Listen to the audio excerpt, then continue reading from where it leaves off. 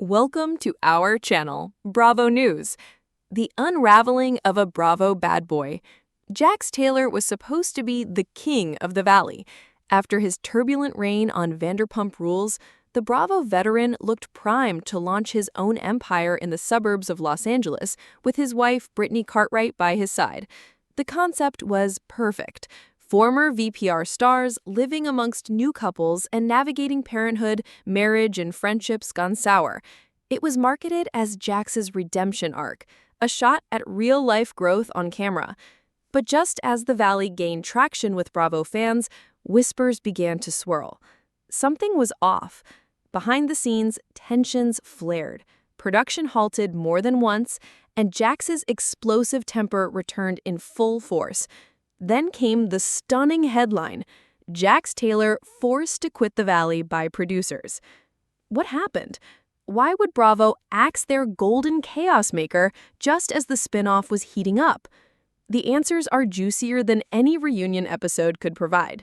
This is the real story behind Jax Taylor's fall from grace, a behind-the-curtain look into ego, infidelity rumors, backstage brawls, secret alliances, and the ultimatum that turned everything upside down. Bravo's Golden Rebel returns. When the Valley was first announced, Bravo executives quietly celebrated. It was a guaranteed ratings hit. Jax Taylor, after a short-lived departure from reality TV, had remained a hot-button figure in pop culture. Whether you loved him or loathed him, people talked about Jax, and Bravo needed talkers. Producers promised Jax that he would have a prominent role in shaping the direction of the show. He would serve as a narrator, instigator, and occasional voice of reason, depending on the day. With Brittany and baby Cruz in tow, he returned to the cameras more polished, more family-oriented, and yet still undeniably Jax. At first, the energy on set was electric.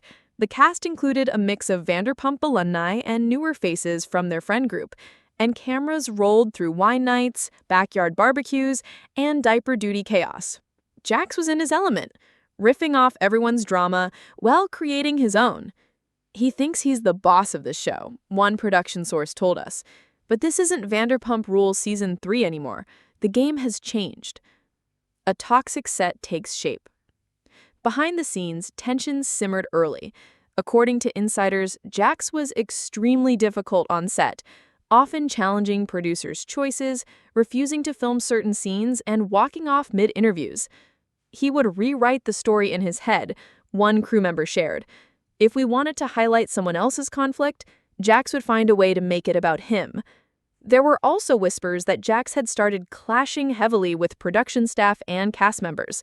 Allegedly, he grew frustrated that co-stars Jessie Lally and Michelle Sanae were gaining more screen time, particularly as their marriage unraveled on camera. He was obsessed with the idea that he should be the one with the most dramatic arc, another insider revealed. What happened next would shift the tone of the season and Jax's entire Bravo future. Brittany walks out. By mid-season, Jax and Brittany's marriage was unraveling. Fans could see it in their scenes together, the awkward silences, the eye rolls, the tension between co-parenting and camera performance. But what viewers didn't see was that Brittany temporarily moved out of their Valley Village home. Brittany left for a week, a source close to production confirmed. She took Cruz and stayed with a friend in Kentucky. Jax's behavior on and off camera had crossed a line. That line, allegedly, included a series of outbursts, partying with cast members late into the night, and, most scandalously, an off-camera rumor of Jax being spotted too close for comfort with a newly introduced female cast member. When producers caught wind of this, they stepped in and called an emergency meeting. They were worried this was becoming a liability, said a producer who was present. Brittany is the heart of the show. If she walks for good, we don't have a show. The ultimatum. After a rocky week of filming shutdowns and off-screen crisis management, Bravo gave Jax a choice: change or leave.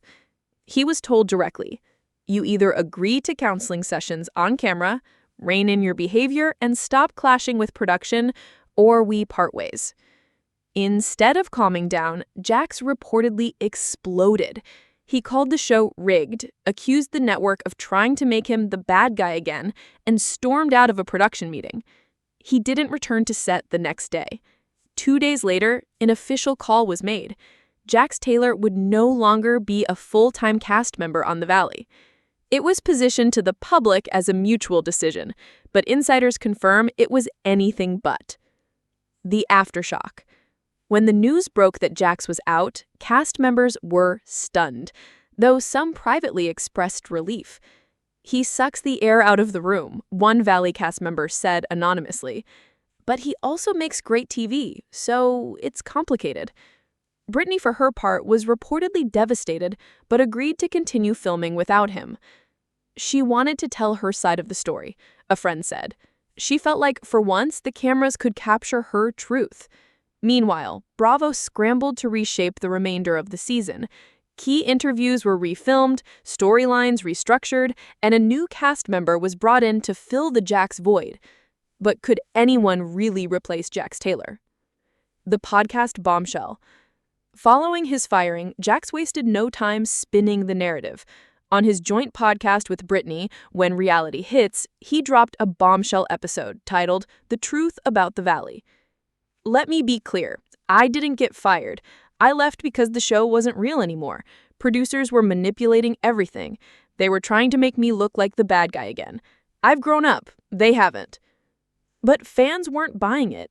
Social media erupted with mixed reactions. Some supported him, saying the show needed Jax to stay messy. Others accused him of deflecting and refusing to take accountability, as he had done for over a decade on Bravo.